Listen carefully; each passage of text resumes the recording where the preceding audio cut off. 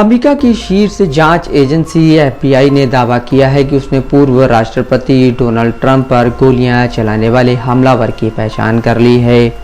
FBI के बयान में कहा गया है कि ट्रंप पर गोली चलाने वाले शख्स की पहचान 20 साल के थॉमस मैथ्यू क्रुक्स के तौर पर हुई है। क्रुक्स पेंसिल्वेनिया के बेथल पार्क के रहने वाले थे। FBI के बयान में कहा गया है क्रुक्स बटलर रैली स्थल से 70 किलोमीटर दूर बेथल पार्क के रहने वाले थे। ये जगह पेंसिल्वेनिया में ही है।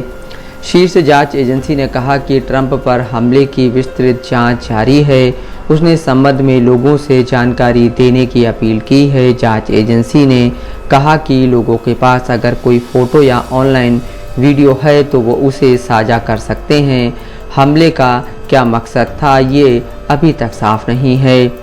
इससे पहले रैली स्थल पर गोलियां चलते ही सीक्रेट सर्विस के लोगों ने ट्रंप को घेरे में ले लिया और उन्हें मंच से निकाल कर ले गए।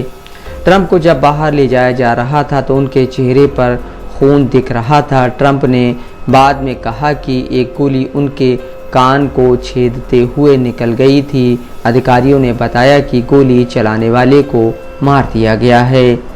सीक्रेट सर्विस के कम्युनिकेशन चीफ एंथनी गुग्लियानी ने कहा कि सीक्रेट सर्विस के कर्मचारियों ने शूटर को मार दिया और तुरंत सुरक्षात्मक कदम उठा लिए। सीक्रेट सर्विस की ओर से बताया गया कि गोलियों से रैली में मौजूद एक शख्स की मौत हो गई है और 2 गंभीर रूप से घायल हैं। इस घटना की जांच राजनीतिक हत्या की साजिश माना जा रहा है और इसी पहलू से इसकी जांच चल रही है।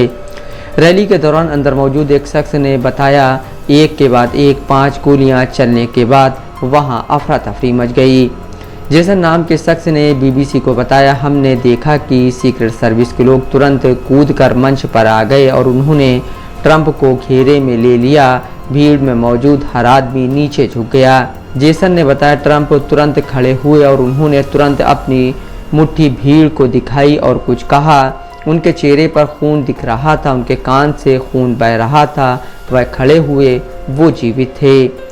इमरजेंसी डिपार्टमेंट के एक डॉक्टर ने अमेरिका में BBC के सहयोगी CBS न्यूज़ को बताया कि उन्होंने उस शख्स का इलाज किया जिसे सिर में गोली लगी थी।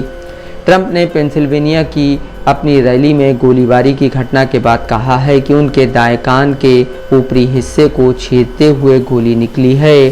पूर्व राष्ट्रपति ने अपने ट्रुथ सोशल अकाउंट पर कहा, एक सरसराहट की आवाज़ और गोलियों की आवाज़ सुनकर मैं तुरंत समझ गया था कि कुछ गलत हुआ है और तुरंत गोली मेरी त्वचा को छूकर निकल गई। Bureau report, Dastak live news.